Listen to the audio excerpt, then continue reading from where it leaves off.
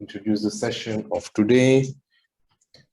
Good afternoon, everyone. My name is Jean-Thomas Martelly. I'm a political scientist here at the Centre de Sciences Humaines, or CSH.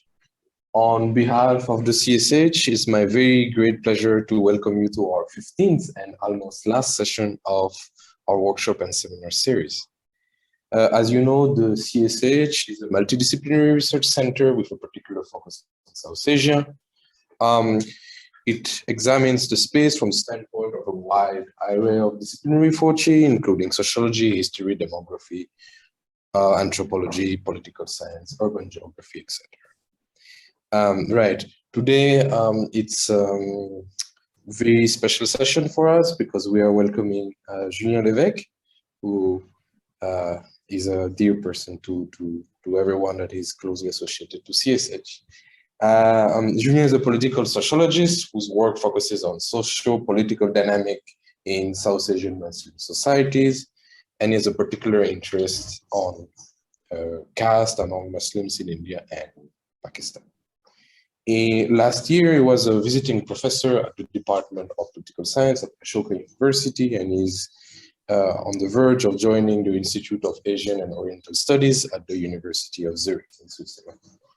Julien has been associated with CSH for a very long time. He has been previously head researcher in the Politics and Society division, and so he has been a very dear colleague of mine.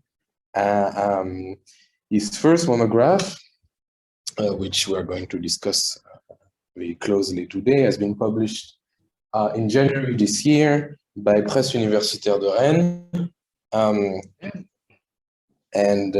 The book examines identity construction in Sindh after Pakistan's independence. His ongoing work looks at the interplay of caste and minority politics among Muslims in India.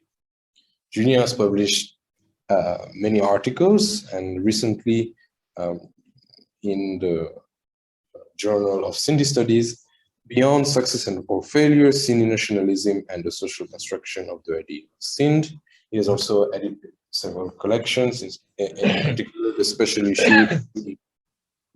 issue entitled Historicizing Sahidness, Social Status and Muslim Identity in South Asia. He is currently undertaking new exciting work and has a draft paper which I invite all of you to read before it gets published, The Social Space of Muslim Spokesperson in India, a typology. And he asks the important question of who speaks for Muslims in India.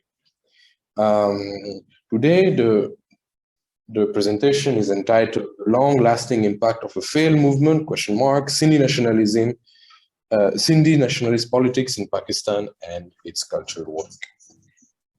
This is structured around his book, whose title is Pour une autre idée du Pakistan, Nationalisme et construction identitaire dans le Sindh, which shortly translated could be For another idea of Pakistan, Nationalism and Identity Building in Sindh, Pakistan.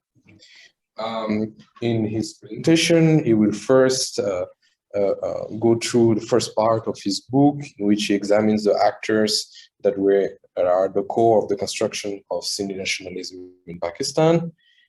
He will then focus his attention to more specifically to one of his chapters, in which examines the content of the nationalist discourse in Sindh, and then he will provide us with a more general discussion on the broader contribution of Sindh in Pakistan.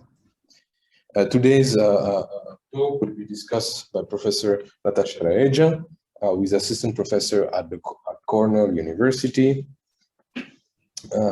Natasha Raeja is a legal and visual anthropologist working in the area of migration, border, state power, aesthetics, and ethnographic film. Her latest documentary is entitled Kitne Passports. Is a feature that features cross-caste Pakistani Hindu migrants families in India, and is based on a monograph in preparation entitled From Minority to Majority, Pakistani Hindu Claims to Indian Citizenship. A publication are featured in the Journal of Refugee Studies, Cultural Anthropology, and visual anthropology review. So without further waiting, I would like to invite Julien to start his presentation. There is a PowerPoint, so you will probably share your screen. You need to allow me to share this. That is good. You should be able now to share the screen. And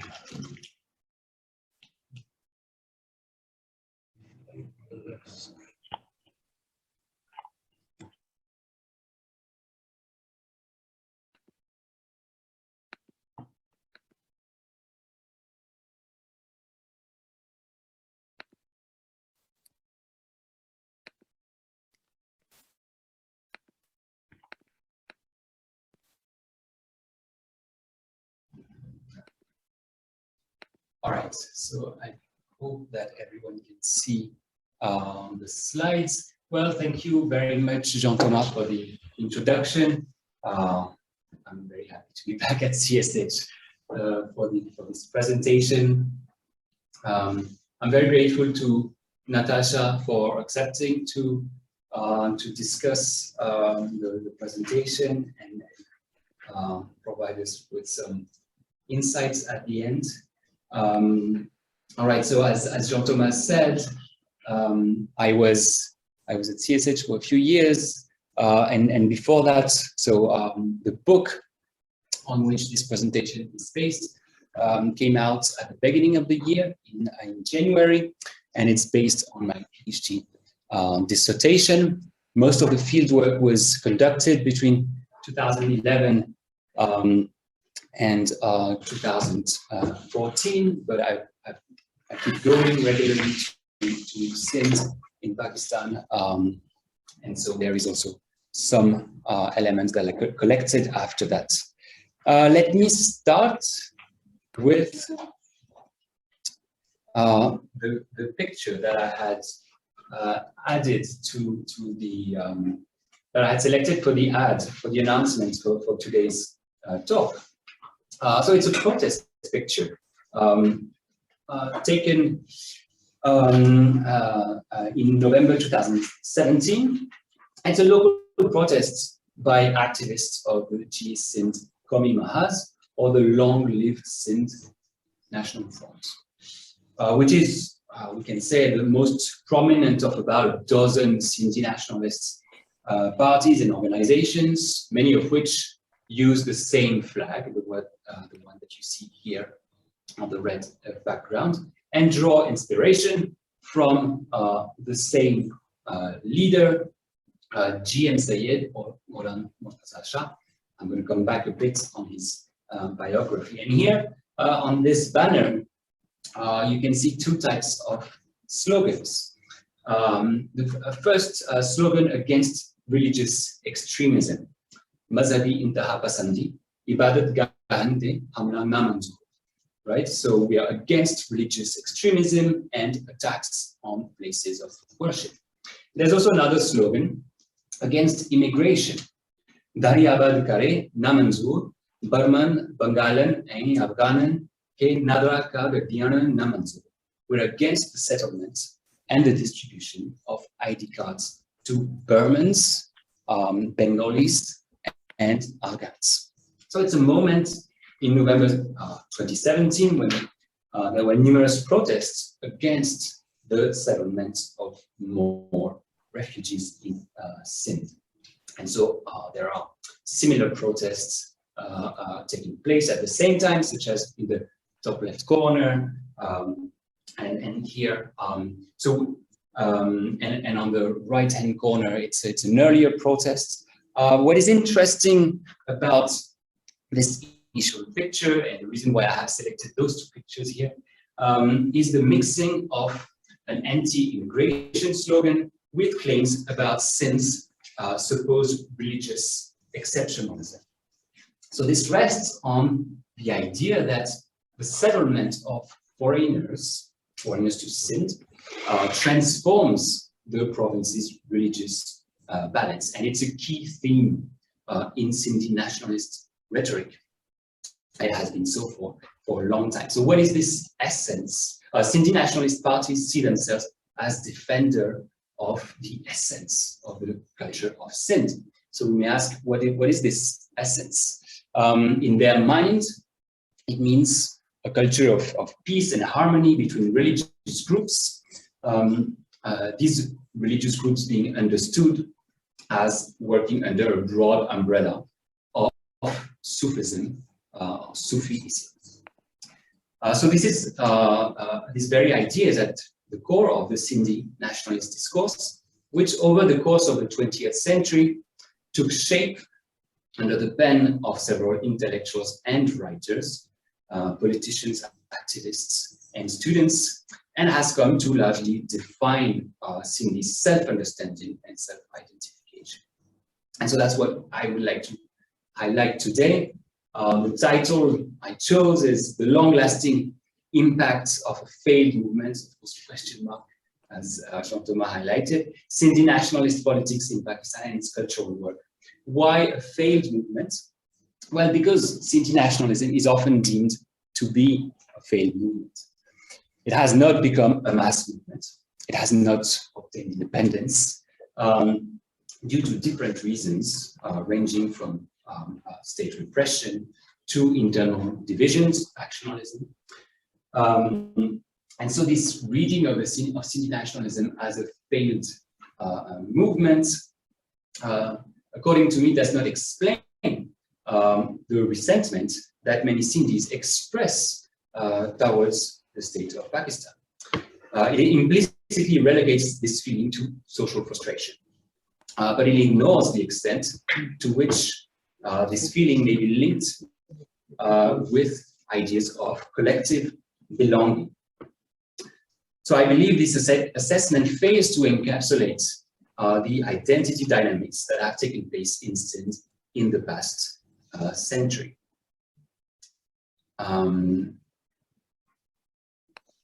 Precisely because I believe that the Sindhi nationalist understanding of what Sindh is and what it means is now largely shared by many Sindhis. So in order to ascertain this, we need to turn to the cultural work that Sindhi cultural entrepreneurs have engaged into, and the spread of symbols is one indicator.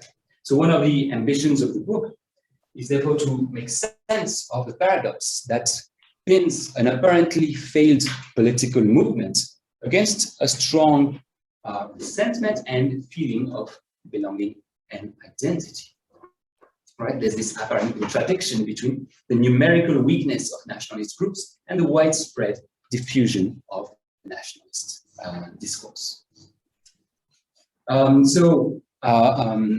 of the objectives of the book is also to re-examine Sindhi nationalism in order to better appraise its contribution to Pakistan's social and political dynamics.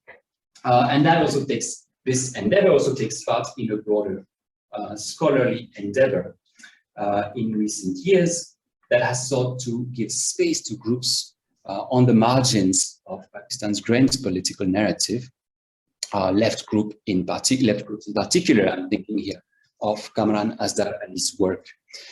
So in this presentation, I would like not only to tell you about Sindhi nationalism, its history and protagonists, which will take up about the first half of the presentation, but also I would like to try and show the way Sindhi nationalism had an impact beyond the circles of nationalist politics in Sindh, and I will end with some broader reflections on the study of ethno-nationalist movements in South Asia, or movements that contest the narratives of the nation state. So let me begin with a brief socio-history of Sindhi nationalism. So when Sindhi nationalism is characterized as a failure, the commentators often have specific violent outbursts in mind. When Sindhis aggressively mobilized against the Pakistani state, so for instance, in the 1980s, during the MRD movement, the movement for the restoration of democracy, or for a much shorter time 2007, in the days following the assassination of Benazir Bhutto. However, to make sense of these outbursts, we need to place Sindhi nationalism in a broader, longer-term perspective. We need to see it as a discourse and a movement that developed since the beginning of the 20th century. And this discourse puts forward a certain idea of Sindh, or nationalist idea of Sindh. What I mean by that is an ethnic understanding of Sindh as a historical and sociocultural unit that requires autonomous political power. This idea of Sindh also essentializes Sindhi culture as defined by a set of symbols, and it assumes cultural continuity since the Indus Valley civilization. Now, before going into the symbols, let me look briefly at the historical development of the Sindhi nationalist discourse and the actors that made this discourse and carried it in public. It can be summed up in three broad steps or three generations of actors, which are summed up here in this table with, say, the characteristics of each generation, but I'm not going to comment on the table. I'll move ahead and I'll start with the first generation that I call the separation generation. So it's this first generation or first phase in the 1920s and 30s laid the foundation of the Sindhi nationalist discourse, but also, as we'll see, paradoxically communalized it. In the 1920s and 30s, a new Sindhi Muslim elite asserted itself in the public sphere and in institutional politics. This new Sindhi Muslim elite comprised of sons of Muslim landowners that gained access to a Western type or a modern secondary and higher education, largely thanks to the foundation of the Sindh Madrasatul Islam in 1885 in Karachi. So many of the new intellectual or educated Sindhi Muslim elite that is active in the 1920s and 30s attended the Sindh Madrasa.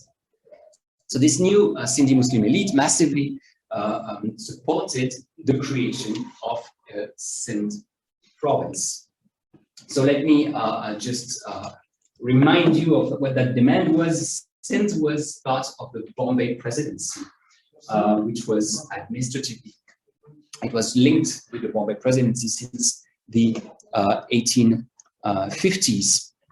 And the demand was voiced from the 1910s by two members of the Congress Party in 1913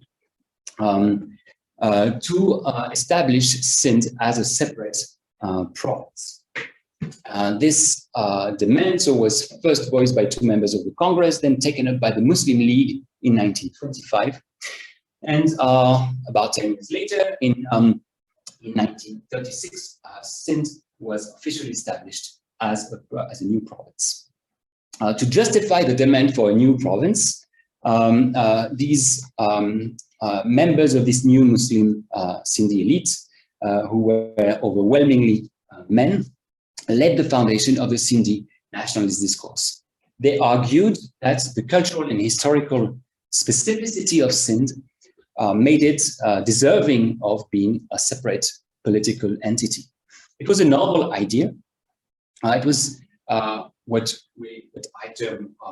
would call the first expression of the idea of Sindh, or the nationalist understanding of Sindh. It's a nationalist and ethnic understanding. It required the congruence of political and cultural borders, to quote Ernest Gellner. So what vision of Sindh did the movement for the separation envisage? In terms of political borders, it relied on the borders fixed by the colonial power. For language, it also relied on the standardized Sindhi language created by the colonial power, which had allowed for a Sindhi community of letters to emerge from the 1880s onwards. In terms of culture and history, that's really where this generation made its contribution by invoking a set of cultural references that progressively came to define Sindh's cultural specificity. And these references included Sufi saints and spirituality, for instance, with a particular focus on the 18th century poet Shah Abdul Latif. It involved the Indus Valley civilization at a time when the ruins of Mohenjo-daro had just been discovered. And it included several other elements that are regularly invoked, say craftsmanship or dress, for instance.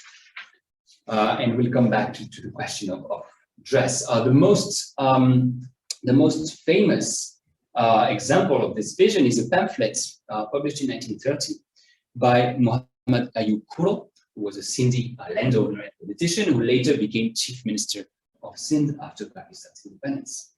And he published a pamphlet called The Sufferings of Sindh, in which he presented various political and economic arguments to justify the creation of a separate province. But ultimately, the key justification rested in ethnic and cultural terms, and I should say in nationalist terms. Sindh deserved to be made a province because of its historical and cultural unicity.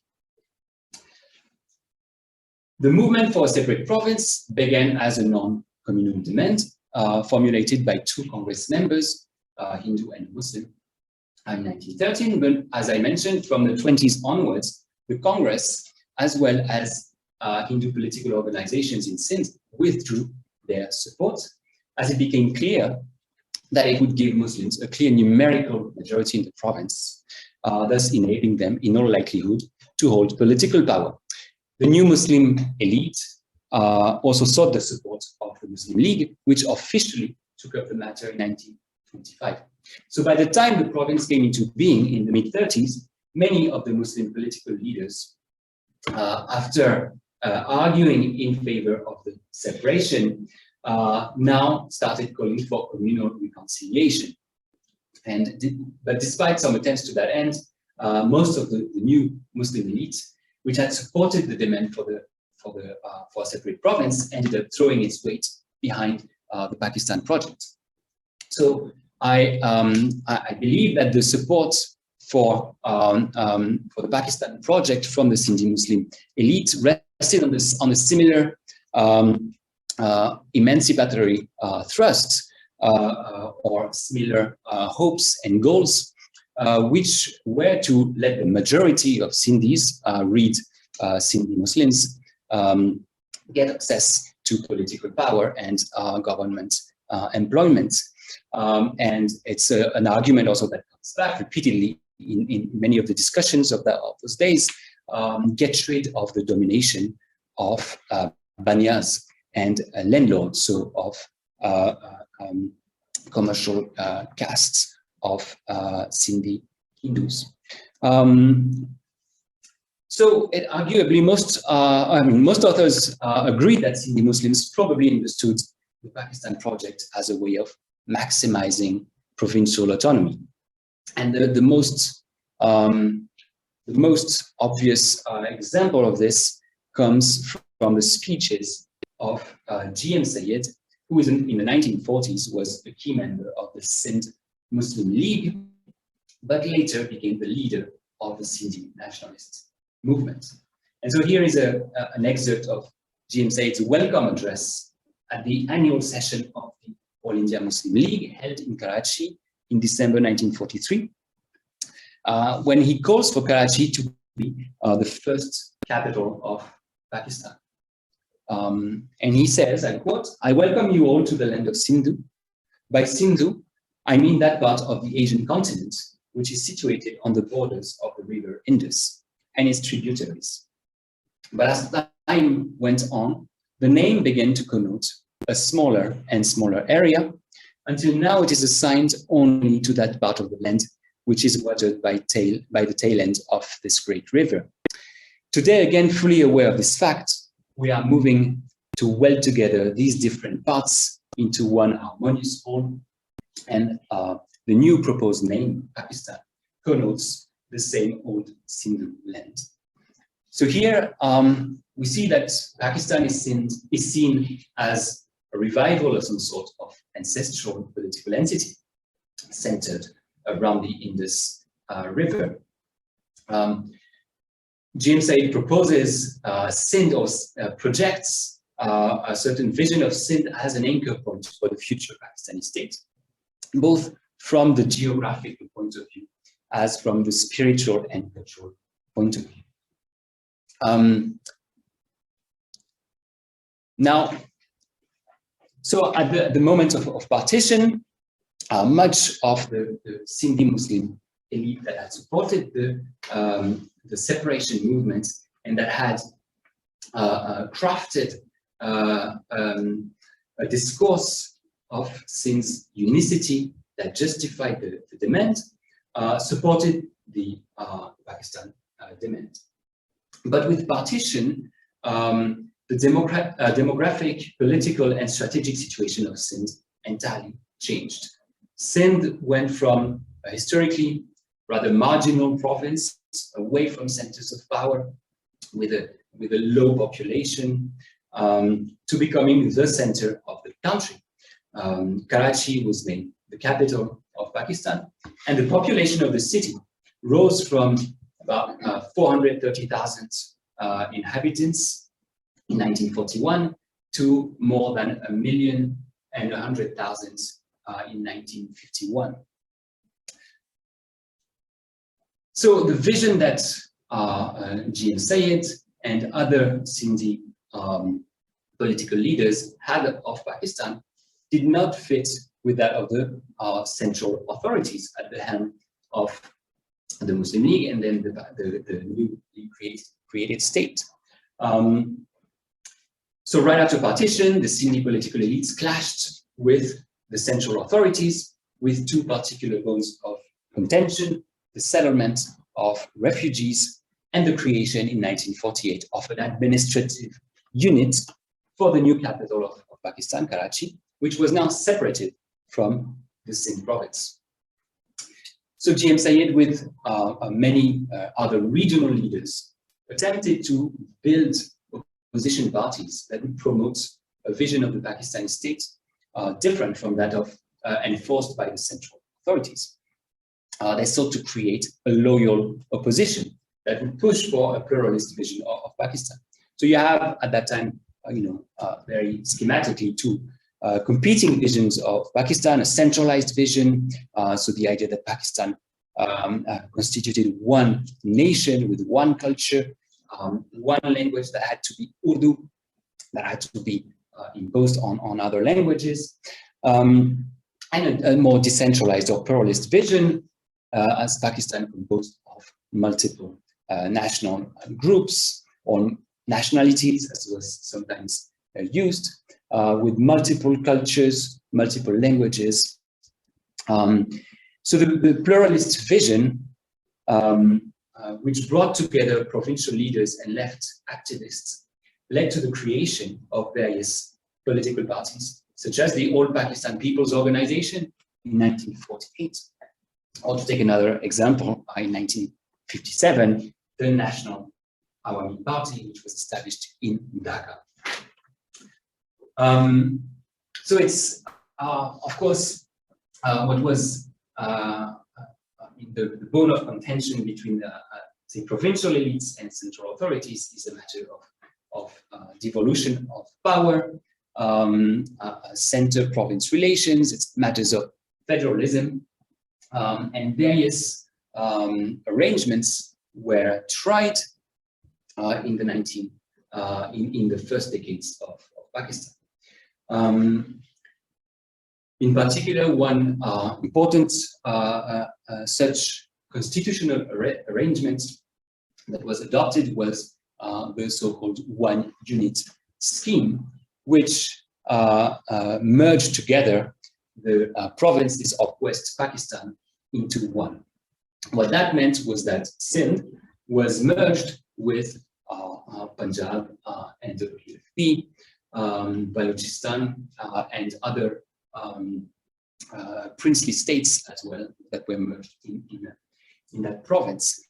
So as the Sindhi political elite saw its space gradually curtailed and eventually entirely suspended with the merger of all Pakistani provinces into one in 1955, students and writers started mobilizing in defense of their language and culture. So in terms of social profile, this group of people that I call the second generation benefited from the educational measures adopted at the provincial level in the 1940s by the new Sindhi Muslim elite of the first generation. That included support to primary education, the creation of the University of Sindh, which started operating in the early 50s, and the creation of cultural institutions such as the Sindhi Adbi Board or the Sindhi Literary Board. So these measures adopted in the 1940s led to the emergence of an educated middle class composed of children of small peasant proprietors or school teachers who were often the first in their family to go to university, especially within the province. So these were also, again, mostly men, but in that generation, we see women as well. And we see that in the 1960s, a number of female students also take part in protests. Now,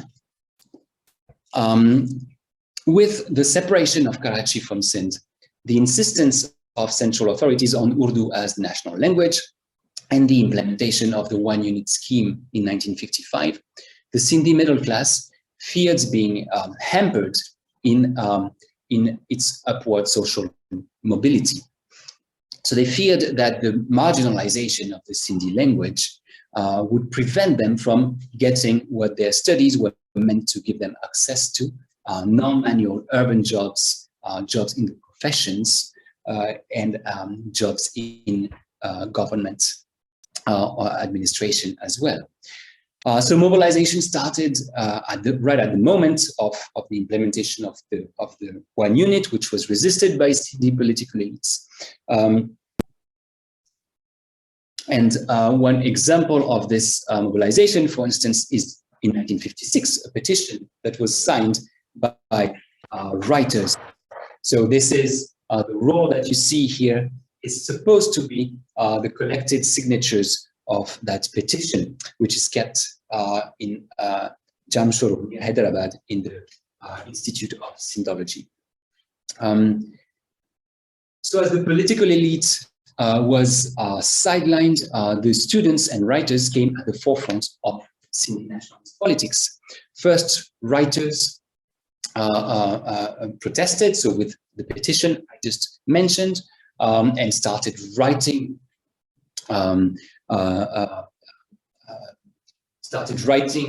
about Sindh, various eulogies of the region. Sindhi students on campuses, in particular in Hyderabad, started asserting themselves gradually in left-wing groups.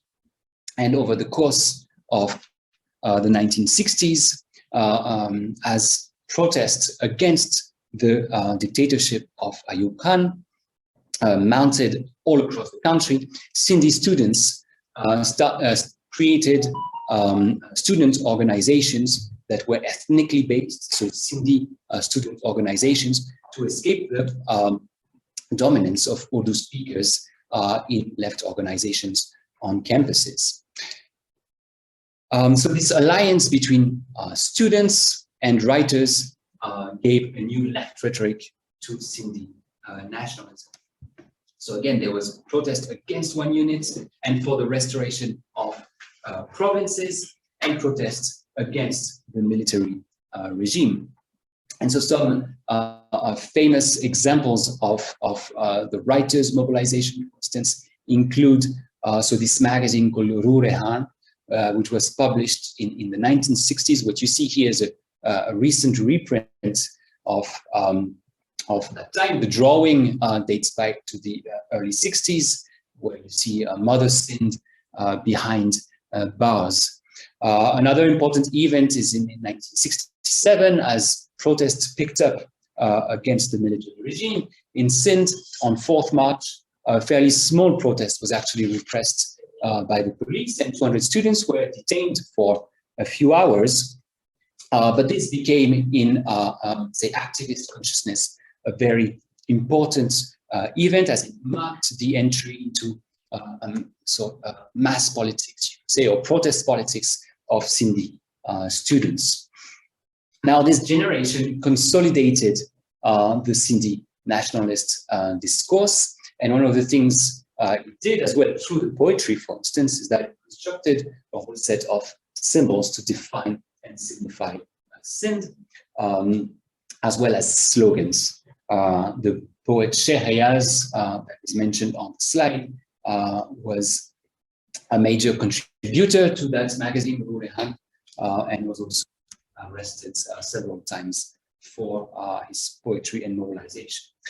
This generation also added new forms of mobilization to the Sindhi nationalist repertoire, such as facing police violence, protests, but also literature and poetry.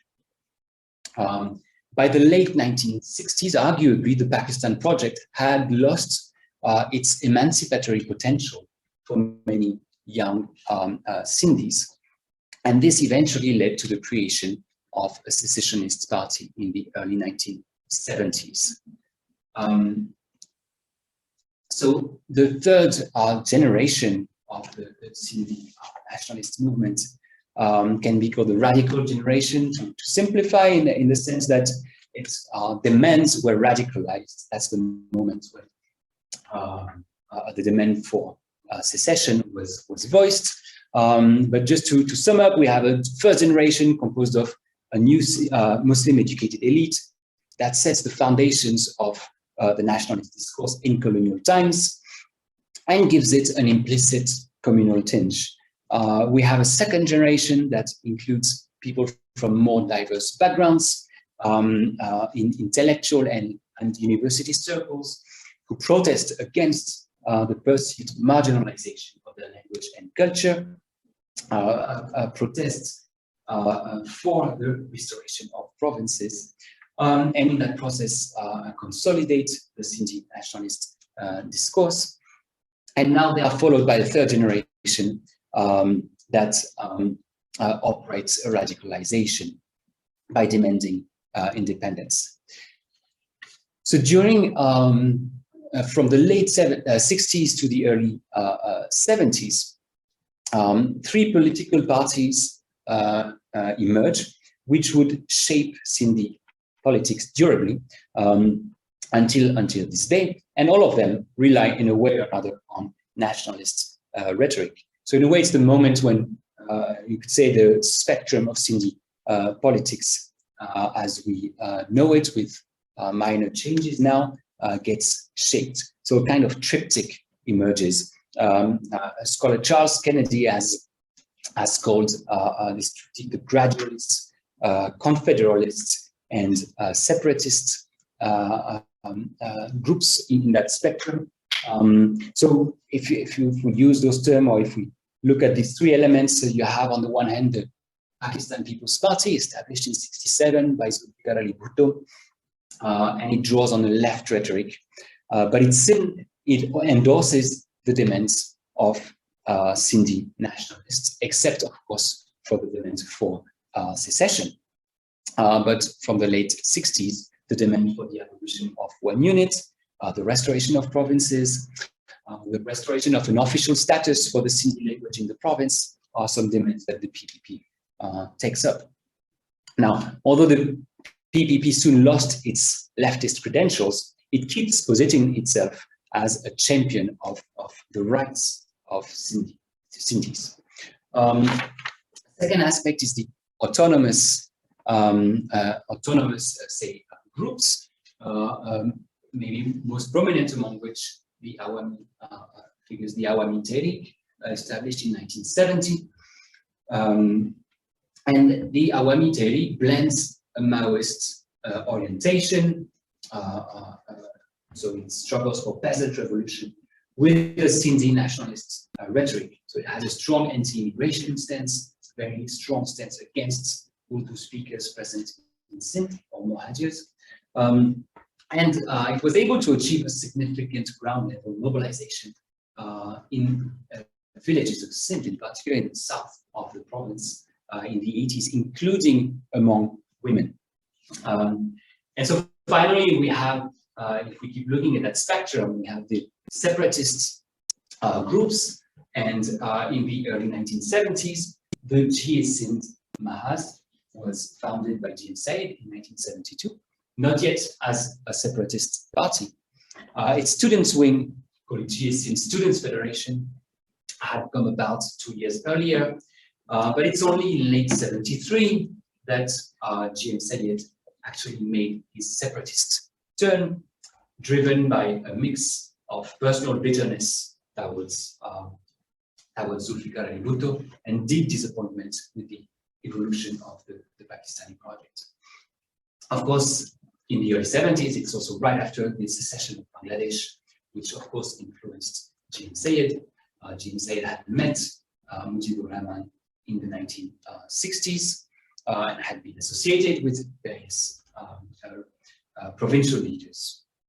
And finally, we should add a fourth, goal in this spectrum, and that is the consolidation of Urdu-speaking refugees or immigrants into Sindh, into ethnic identity, called Mohajirs, or literally that was the term that was used for refugees right after partition, but that term stuck, and it was reappropriated by political leaders. Mohajir politics take shape in the 70s with figures like Nawab Muzaffar Hussain and later Altaf Hussain, with in 78 the creation of the All Pakistan Mohajir Students Association, and in 84 the Mohajir Qawmi movement. And so these different groups can be also analyzed as having somewhat of distributed repertoires. So the Sindhi nationalist discourse in a way infuses all these groups in different ways. So the Pakistan People's Party, the PPP, engages in electoral rhetoric, electoral politics, uses clientelistic networks to distribute public resources, and engages occasionally in street protests.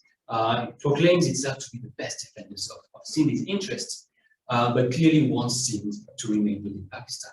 Autonomist parties sometimes participate in electoral politics. They regularly protest at a small scale, and they act as pressure groups. They demand more devolution of power on the basis of the 1940 Lahore resolution. And finally, separatist parties boycott electoral politics, and they act as pressure groups through street protests. So they raise various demands that the PPP or more mainstream parties then take up. They also engage in various criminal and trafficking activities, but they're certainly not the only ones to do so. And so they demand, of course, outright independence, and student activists in the 1970s and 80s added, again, new repertoires of connect to Sindhi nationalism, violent means in particular, on top of protests and agitation tactics. And so there was various fights between student groups in the 70s and 80s, and with a generalization of weapons on campuses. They engaged also in various ethnic battles or in ethnic conflicts in Hyderabad and Karachi, in particular with Mohajirs, but also with Punjabis centered in Sindh. And they also faced significant state repression from the 70s onwards. Now these groups, the separatist groups, start fragmenting from the late 80s, with some groups advocating peaceful opposition, and others advocating the use of violence and armed resistance. Now, If we think of ethnic conflict between Sindhis and Mohajirs began in the early 1970s. Some major events include the 1972 language riots, which left some people dead. GM Sayed was detained and placed in house arrest. And later on, of course, the creation of the MQM in 1984 and the hold that it was later able to establish over the city of Karachi happened through the use of violent means. So ethnic conflict became an increasingly violent affair. But there were on occasion some alliances between Mohajir groups and Sindhi nationalist groups. For instance, in 1988, there was an alliance, the Sindh National Alliance, which brought the MQM in. There were meetings between Sindhi leaders and Mohajir leaders. More recently, the PPP has been forced to recognize the Mohajir party as part of the province's political landscape and to establish sometimes coalitions with it. So what I identify as a third generation is actually quite similar in many ways to the second one in terms of social trajectory. So often first generation students in higher education campuses, the number of which greatly expanded in the 1980s. But for them, there was a greater risk of being part of the urban proletariat in case of a failed upward social mobility. And this was due in part to a deterioration of the teaching level and the educational environment on Sindh's university campuses as a result of the generalization of political violence on these campuses. So overall, the Sindhi nationalism developed continuously over the course of the 20th century. It's not made of singular outbursts of anti-state violence, but was constructed over time by several generations of politicians, writers, students, and others. It was largely shaped by Sindhi Muslims, and it was permitted by educational reforms that gave access to education to Sindh's rural population. How much time do I have left, Jean-Thomas? Can I take another 10 minutes? 10 minutes, yeah. Okay, all right. So these are posters that I can comment later on. But maybe a few words about the broader impact of Sindhi nationalism beyond nationalist politics. And the main contribution of Sindhi nationalism beyond political mobilization is probably the creation of control institutions and its impact on control policy. What you see here is a picture of the Institute of Sindhology in Jamshoro, so at the University of Sindh. And it's an institution that was established in the early 60s under a different name, and then in the 70s in this place. And the major aim was to establish Sindhology, so the study of Sindh, as a new discipline. But if we rewind just a few decades back, so again, I mentioned already that the 1940s had been an important moment when the provincial government had set up various, quite a proactive policy, educational and cultural policy. So it's set up the basic framework for what would become a set of institutions working towards the establishment of a new discipline, Sindhology. So a museum was projected, as well as a library and a research organization, the Sindhi Adbi Board that I mentioned. So the Sindhi Adbi Board actually saw the light of the day in the early 50s and was headed by a person called Ibrahim Julu, a prominent leftist and nationalist intellectual. And its work included basically two facets. One was history writing, so they commissioned a series of books on the history of Sindh, and the other part was a folklore studies program with the documentation of popular culture, folk culture, what they saw as folk culture, that they saw as the repository of authentic Sindhi culture that was, according to the men working in such organizations, fast disappearing.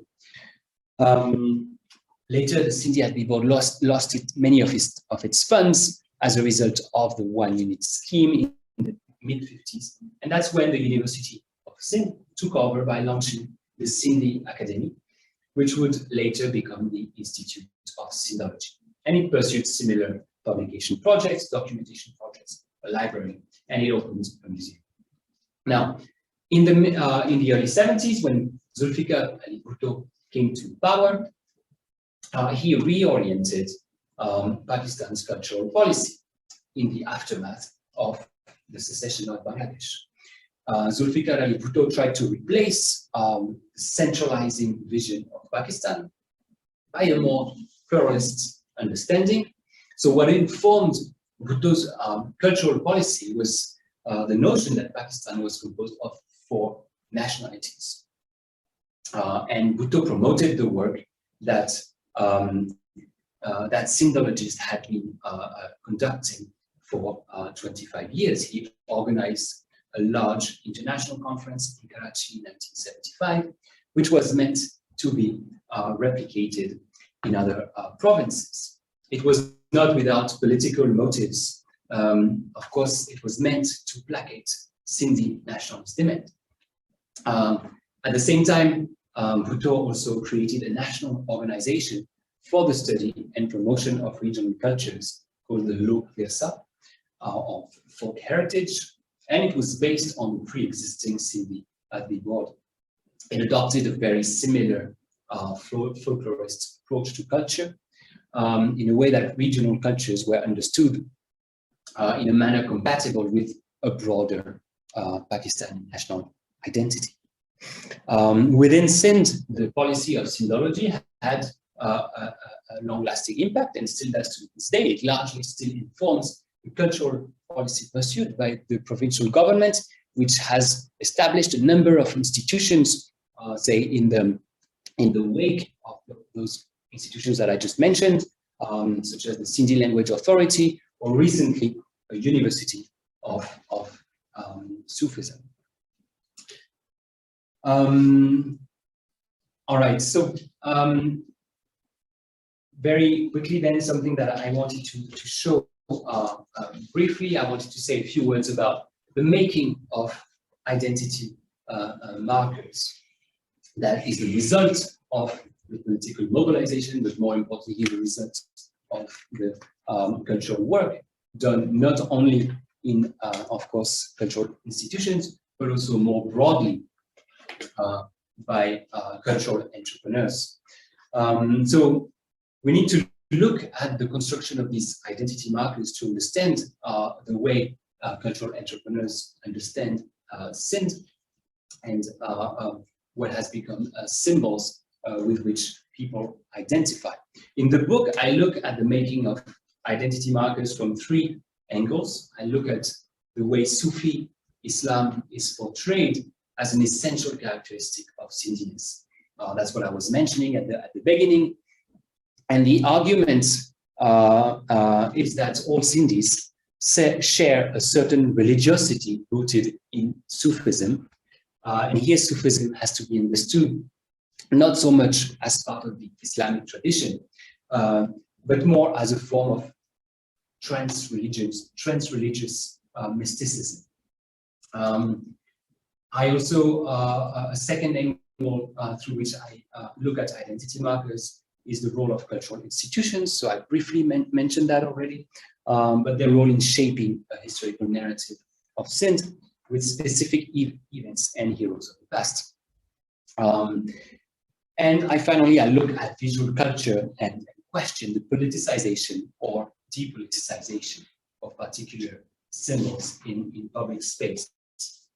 What is so an interesting, some interesting symbols that were actually created are the combination of national dress made of the combination of two, say, pieces of clothing. The Sindhi topi, or now called Sindhi topi, and the Ajrak, which is, of course, the block printed shawl, of which you see the pattern reproduced here.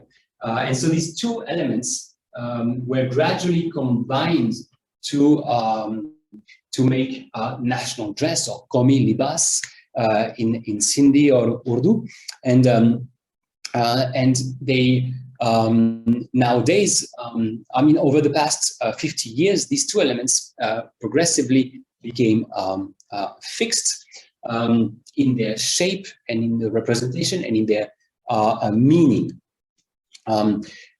So one of the ways we can see that is if we look at Sindhi films, for instance, and the way the Ajrak and topi are used in those films. And to make it short here, what happens is that the Ajrak and Sindhi topi change from being social markers, so markers of a rural background or markers of particular social class, to becoming markers of an ethnic belonging. They become fixed and which allows for representations like this one, where we see a topi that is entirely, that is not even on a head, right? So we have roundabouts in Sindh with the Sindhi topi in the middle of the roundabout. And the Ajrak and topi have inspired a new festival that exists since 2009, and that celebrates Sindhi culture, and which was, it came up after a controversy, but one of the slogans of that festival is Ajrak topi Zindabad. So just an example of the way these two elements have come to be largely recognized as signifiers of Sindhi culture and belonging, even though they were and are still worn not only in Sindh, but more broadly across the region in neighboring provinces as well. All right, so I think I will stop here. I had a few more elements, but I'll stop here. Just a few words, maybe. Just so what I tried to show here is that even though the Sindhi political groups may be numerically weak, the Sindhi nationalist discourse and the Sindhi nationalist movement is a much broader collective endeavor of cultural reinvention that took place over the course of the 20th century, and was in many ways quite successful in shaping markers of collective belonging. All right, thank you. I'll stop here, and I'm looking forward to Natasha's comments and questions. I'm sharing the screen so that everyone can see. Right. Thank you. Can you hear me? Yes, we can. Okay. Professor Ajrak, would you like to step in? Yes, thank you. So thank you, Julien, for sharing this thoughtful synthesis of your new monograph. I have a few comments that I've written up and some questions that I'll read from. Thank you for, again, sharing this thoughtful synthesis of your new monograph and the opportunity to engage with you. As I read through your important work on Sindhi nationalism, there were two key words that I kept returning to. One was imagination, and the other was negotiation. And there were some questions that I felt your work raises that are broader in scope. So one, in the context of nation building, world making, and political organizing, what shapes how we imagine living with others and the lines that we draw, but also the lines that we erase? And when borders cannot be taken for granted, as was the case in this era that you're studying, when borders cannot be taken for granted, how do we bind ourselves to a polity amidst lived difference? That is, as you ask, what became criteria for belonging within the constraints of this kind of dominant national form that Sindhi nationalists are also taking from and engaging with? And how do the ideological parameters of moral communities shift when they meet the limits of realpolitik? So we see in your work kind of how ideological imaginaries shift when they are confronted with the constraints of realpolitik and pragmatic negotiations. So in addressing these questions in the specific case of Sindhi nationalism in Pakistan, Julien's work turns our attention to the ways that Sindhi nationalism is a situated, lived, and changing practice, not a kind of stagnant or staid ideological stance. And that really comes through even in the trajectory and political itinerary that Julien draws for us in the chronology of GM Said's own trajectory and his kind of shifting orientations. And given Julien's research and discussion of how the movement, and we'll talk about this in a minute, like it was really interesting for me to learn that Sindhi nationalism is comprised of multiple different parties that he so well kind of sketches out for us in his typology, gradualist and on one end and the secessionist on another end and the autonomist in the middle, has had multiple orientations spanning loyal opposition, separatism, electoral and non-electoral strategies. So I would add that Julien shows us that another kind of takeaway is that we learned that Sindhi nationalism in Pakistan is a multivocal field where actors converge and diverge as they jockey for recognition. And there's some overlap too. And I'd be curious to hear more about the overlap between PPP and JSM and Awami Tehreek in terms of the actual, empirically, are there actors who overlap between these three orientations and groupings? This field is a robust social arena of struggle whose salience extends much beyond any trite characterizations of the movement as, quote, anti-state outbursts, unquote.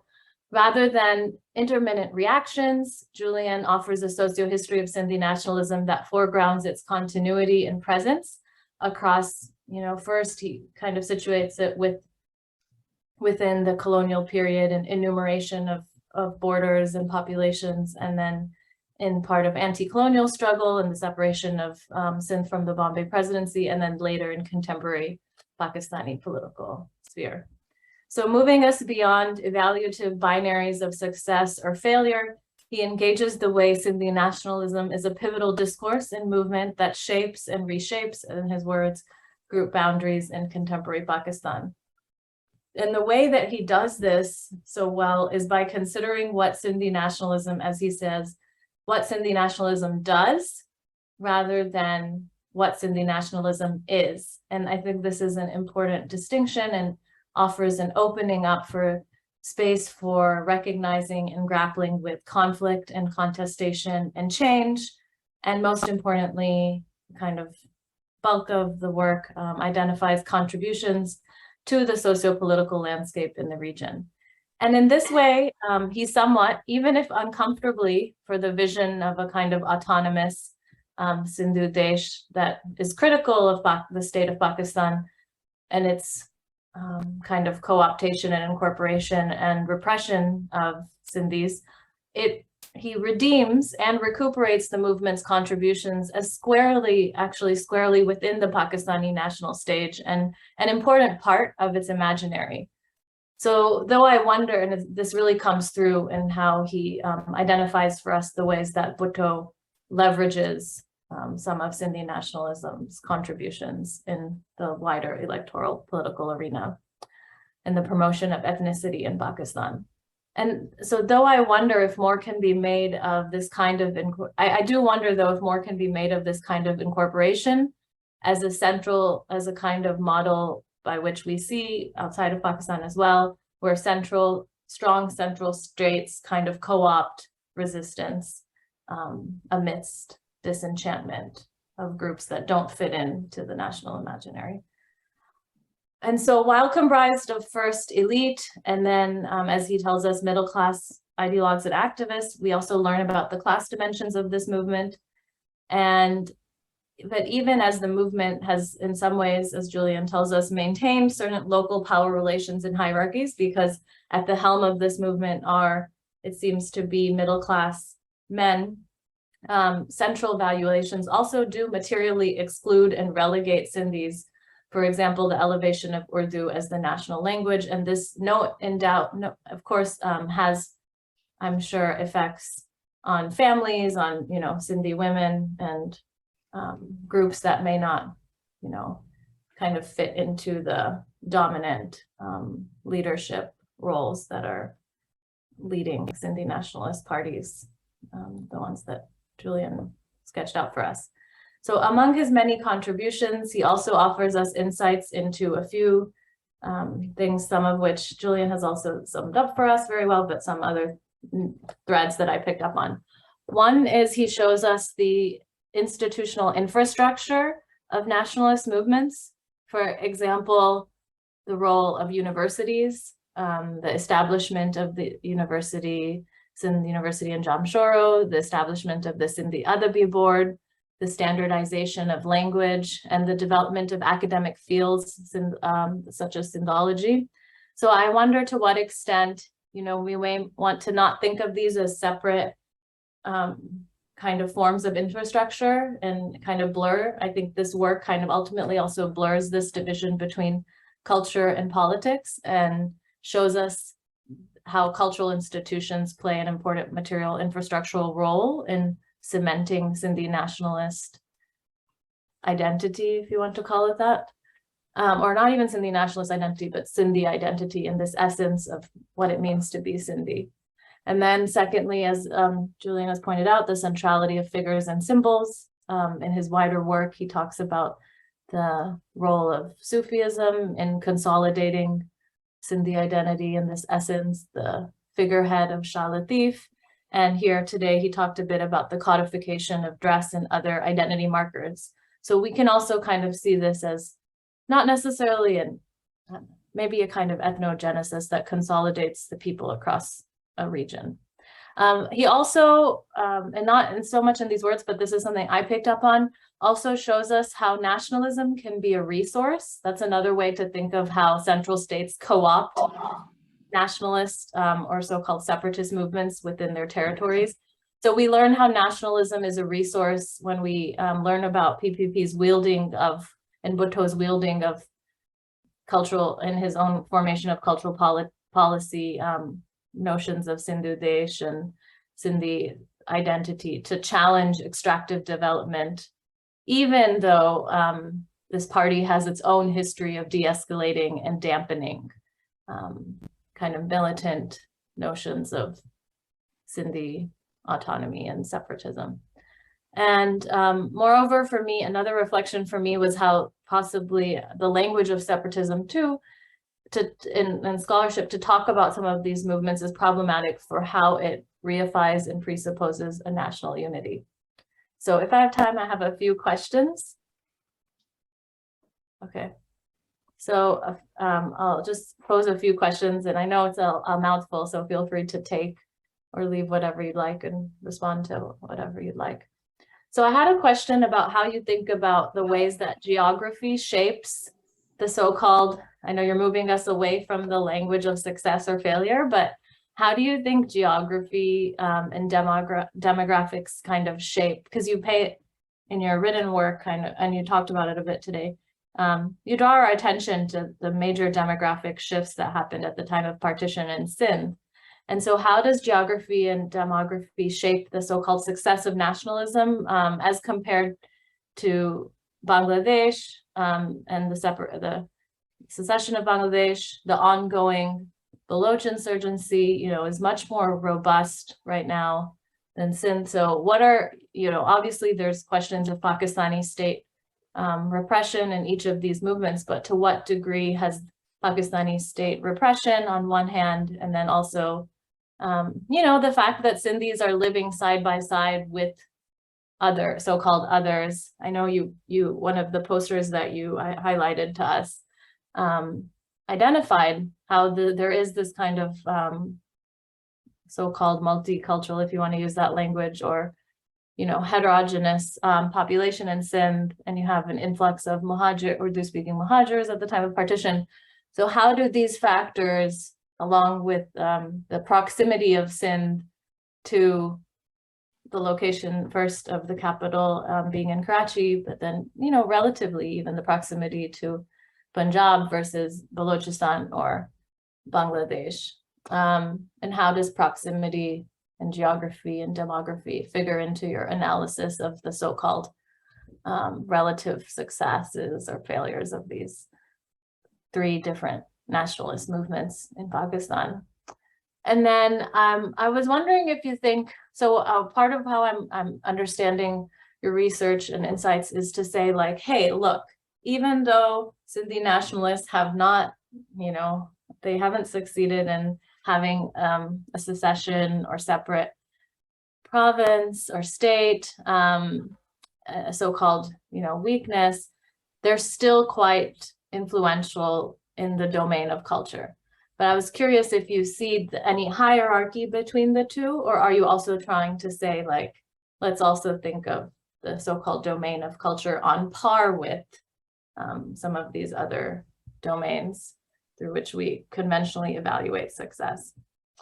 And then that's related to a question of how you're seeing what you mean by ethno-nationalism, like in terms of, is it a particular type of nationalism, or are you using it just kind of descriptively? Is there something that distinguishes it? Is there something that distinguishes Sindhi nationalism ideologically than, say, Pakistani nationalism? I mean, what comes to mind obviously is one is more of an ethno-nationalism, one is a kind of religious nationalism, but in not using the language of religious nationalism, I was curious about that, you know, not using it, and, or maybe I didn't see it, but does such a taxonomy of calling religious nationalism an unmarked nationalism, like Pakistani nationalism versus Sindhi nationalism as a kind of ethno-nationalism, does such a taxonomy perhaps in some ways suggest a kind of hierarchical schema that parochializes provinces vis-a-vis an idealized center? So I had a question kind of about how this language works and how it may also kind of elevate the ideological project of Pakistan as undifferentiated association, albeit, as you say, within the rubrics of Islam and Urdu, as opposed to the markedness of ethnicity under Sindhi nationalism as parochial. So the Sindhi topi, you know, the Ajrak, obviously it's not only in our own scholarship that we may do that, but how do these Sindhi nationalists also perhaps inadvertently parochialize themselves? Or are there also markers in this way of Pakistani national identity? And you mentioned that Muhajir too becomes a kind of ethnicity, and I know Shayan Rajani also works on this. And the use of identity politics, I don't know how it's used in the context of Pakistan, but at least in the US, which is my context, it's kind of a pejorative term to call something identity politics. And I'm curious too, how you're thinking of that phrasing of identity politics.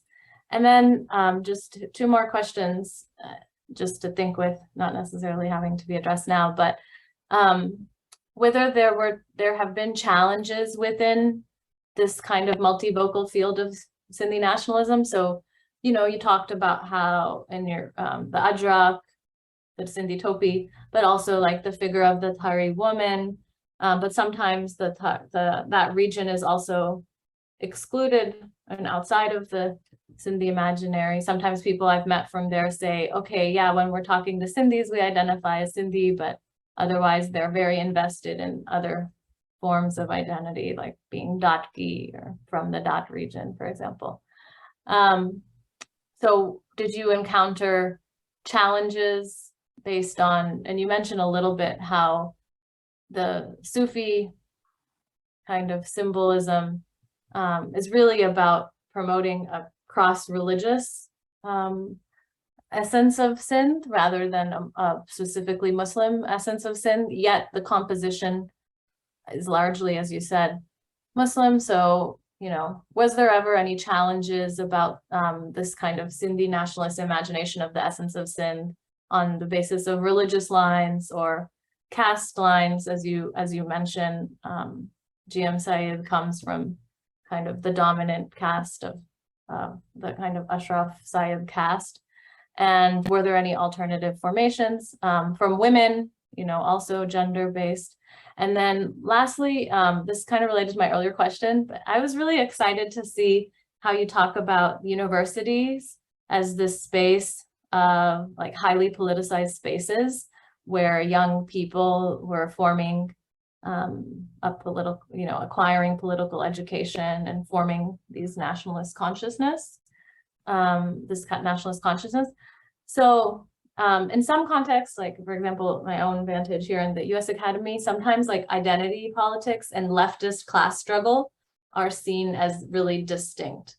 But in this case, I know you said that the PPP has lost all of its kind of leftist cred, but for some of these activists on the ground who are part of Awami Tehreek or JSM, how do they reconcile kind of having a leftist orientation, thinking about class as an organizing principle, but then also with this question of identity and being Sindhi? And what language are they using to think about kind of the domination and repression of the Pakistani state against Sindhi? So how leftism and nationalism kind of meet. And I'm thinking of, the history of, for example, like the Sindhi Communist Party. But that's it for now. And thanks for giving me so much to think about. Really appreciated engaging with you. Thank you, Natasha Reja, for these really dense comments and all these questions for Julien that I'm sure is eager to address. Would you like to address that now? Yeah, I think let me respond to a few points, because I think that's quite interesting. I'm not sure. Maybe I like the idea on the question on the taxonomy and the use of ethno-nationalism versus perhaps other types of nationalism, whether there's a hierarchy. And I can, for a long time during my PhD, I refused to use terms like ethnic nationalism or ethno-nationalism, which I have now begun to use a bit. I don't see it in a hierarchical way. I see it in a more descriptive manner, the idea that, that a nationalism based on a collective ethnic identity, so defined by our language and culture, which is basically what I mean. And of course, yes, you can differentiate it from religious nationalism. And I think if we have to make a hierarchy, it would rather be not the one you suggested, but the opposite. I would think that, in the sense that ethno-nationalism is the dominant model and is the most successful model in terms of political stability. And so religious nationalism is not a very common form of nationalism, and these political issues and not particularly stable. Identity politics, it's interesting. Somebody has brought up, in fact, a question on identity politics from the Indian side once, saying that in India, identity politics is associated with caste politics. And yes, in the US, in the present context, I don't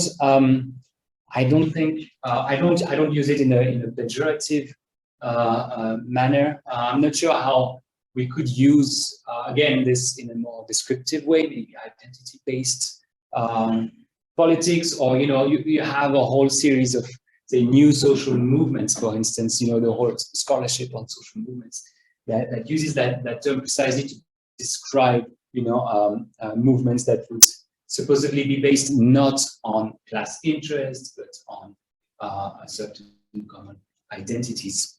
So in that sense, ethnic politics can be understood as a kind of identity politics. Challenges within the field of Sindhi nationalism, yes. There are, in fact, numerous challenges. And it's not something I have documented in detail.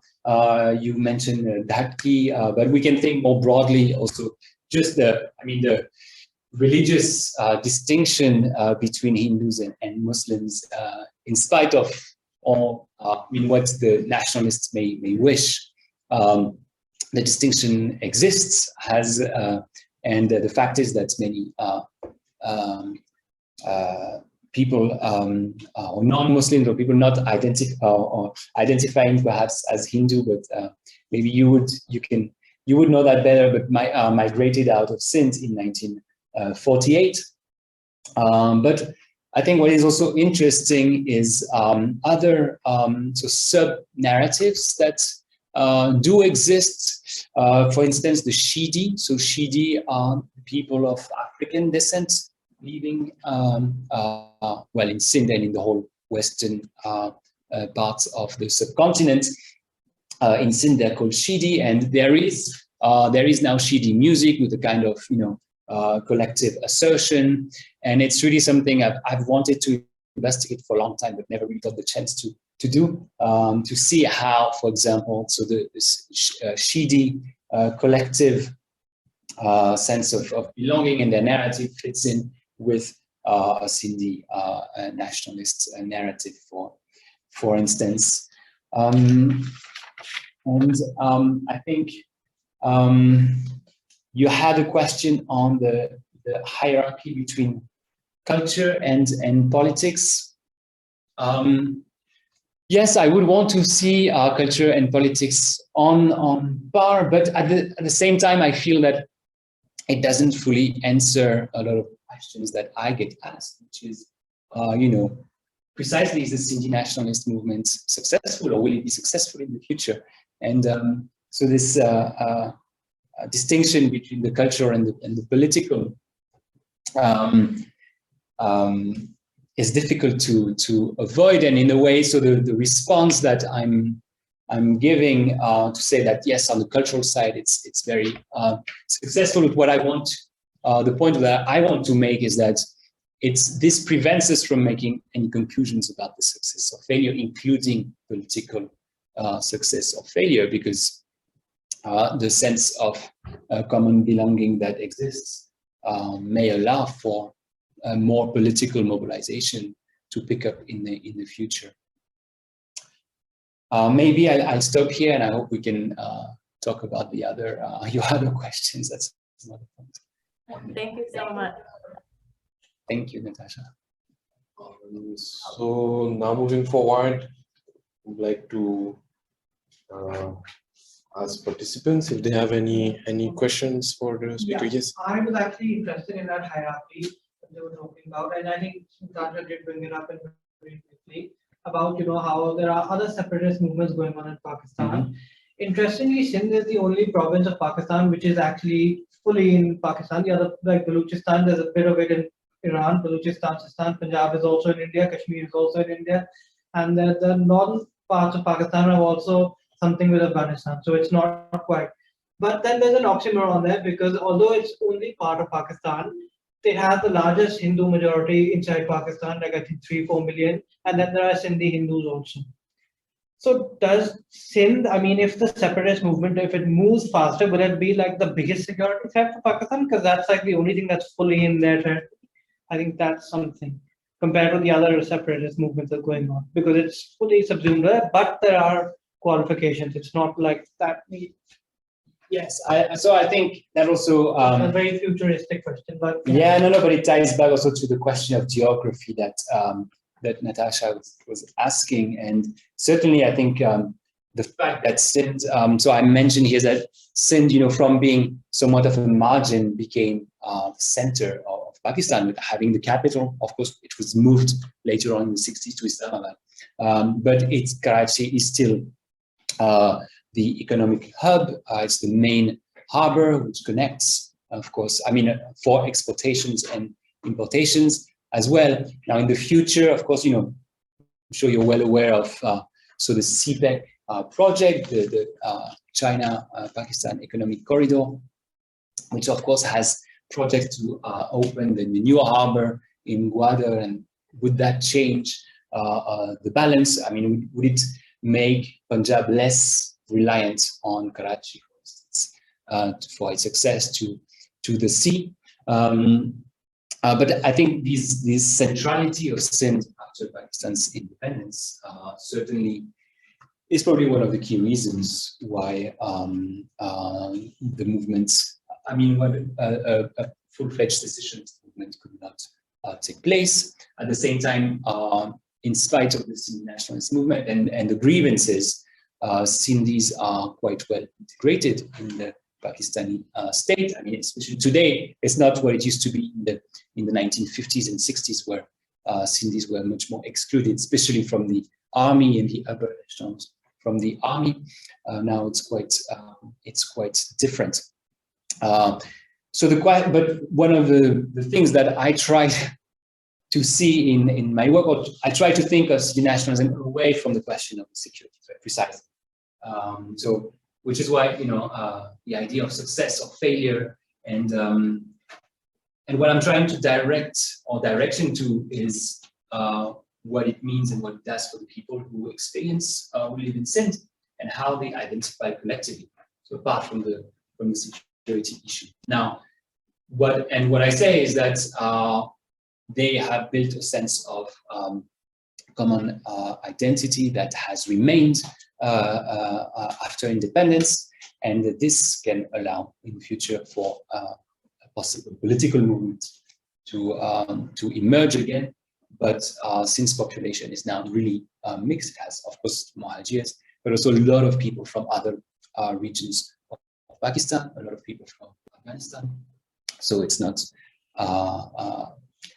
I think a movement that would seek sort of ethnic cleansing would be not only a threat for the Pakistani state, but a big problem for many people living in the region as well. Yeah. If there's time, I just there are two questions, but firstly, just talking back to Natasha's point about geography, I was wondering if one entry point could be the use of rivers in the imagination, in the sovereign imagination, because like Punjab is also a region which uses rivers in its question of autonomy, independence, in its like riverine autonomy in that sense. Like imagining the river as part of your political political being in that sense. So where is the river in all of this, in the emotional geography of the community? And also you mentioned elite a lot. I am interested in the intermediaries. For instance, the first poster that you showed, so the men in like white kurtas, who are they? Are they the elite? Are they the intermediaries? Are they the local level leaders? And why are they specifically talking about the so-called outsiders like Bengalis and like Burmese? So I'm wondering about circulation. If you are talking about cultural markers, I think circulation as an idea is something you need to sort of really sort of play with. What are which are the icons that are flowing outside the Sindhi question to basically political stages in mainstream Pakistani politics and even outside? Maybe some of it is just entering like secular politics in the subcontinent. Like you might want to think about circulation in that sense. So the first one is a question and the other two are just really. Yes, about the emotional geography. I mean, the river, of course, in this is it's really present. It's present in poetry. It's present in songs. If you look at video clips, music videos, you'll find images of the river. So that's definitely part of the. I know the small quote of James Aid's speech in 1943 also mentioned Sindh. So it's totally part of the emotional geography, but it's also part of the actual objective grievances, right? That Sindhi nationalist groups raise. So the question of being riparian state, and precisely with the water being accapared by provinces higher up, so Punjab and KP with dams, and Sindhis pointing to the fact that their survival rests on the flow of the Indus. So that's very much about both of the symbolic discourse as well as the the demands and the grievances. Elite versus intermediaries. So I'm sorry. No, it's just an example. Actually, who are the men? So generally, if we look at the social location, so that's why I mentioned, so the first generation was more, I call it the new elite, and after that, it's more middle class in the sense that it's a lot of men who are the son of farmers, but landowning farmers, and school teachers who are the first generation to go to university.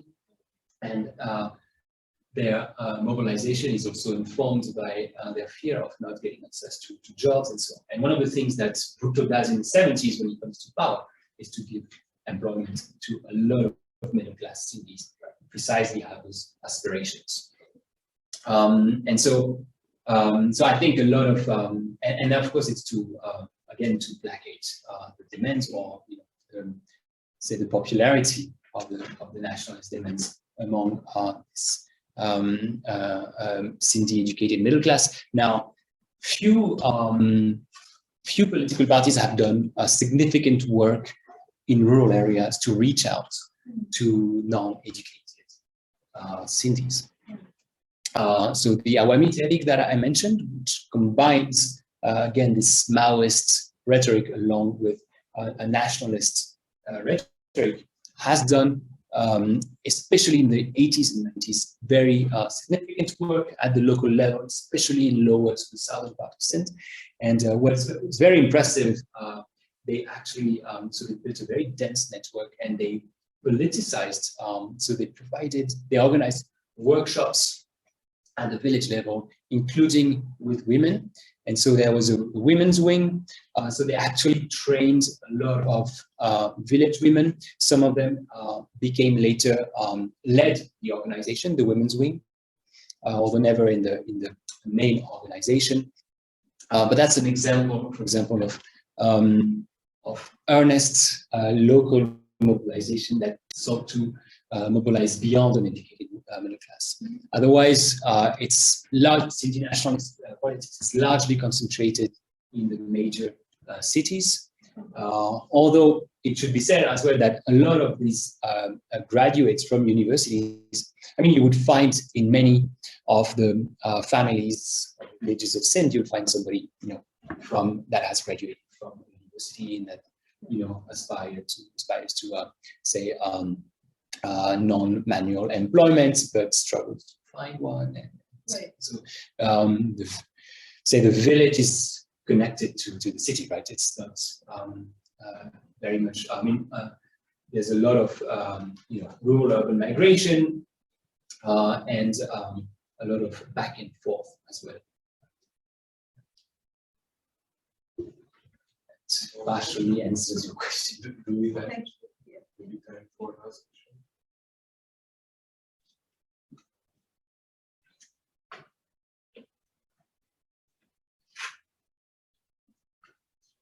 It is already almost 7:10 here, daily local time.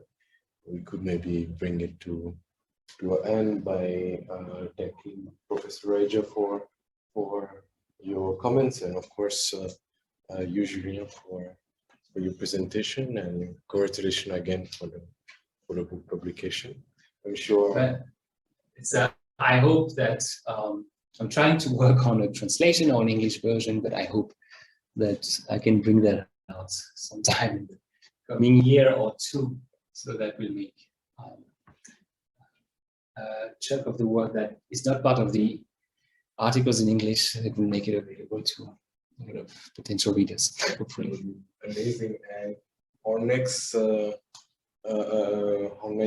talk will be on 11th of July. It will be conducted by Rishabh Kumar in discussion with our director, Odile Henry, and few other academics. That would be on the 11th of July, and the title is "The Sky and the Stratosphere Concentrated Wealth in India During the Last Decade."